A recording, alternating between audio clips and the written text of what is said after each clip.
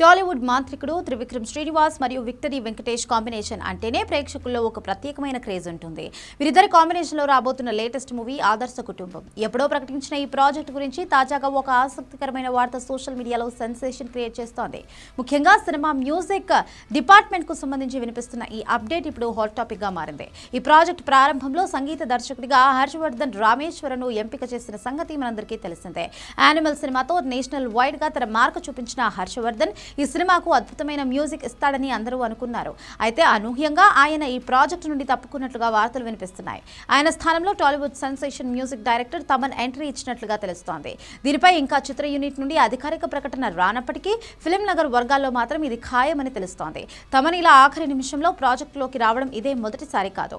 ఈ విషయంపై అభిమానులు సోషల్ మీడియాలో రకరకాల పోస్టులు పెడుతున్నారు. ముఖ్యంగా రీసెంట్ గా విడుదలైన ఉస్తాద్ భగత్ సింగ్ విషయంలో కూడా ఇలాగే జరిగింది.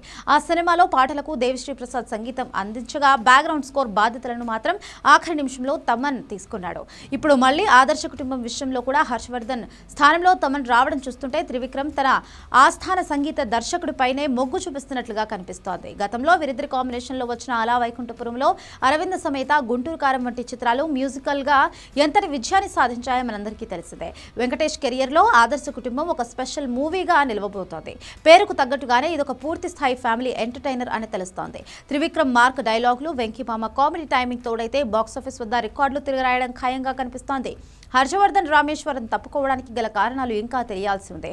అయితే తమన్ రాకతో ఈ సినిమా మ్యూజిక్ పై అంచనాలు మరో స్థాయికి చేరుకున్నాయి. త్రివిక్రమ్ తమన్ కాంబో ఈసారి ఎలాంటి మ్యాజిక్ చేస్తుందో చూడాలి.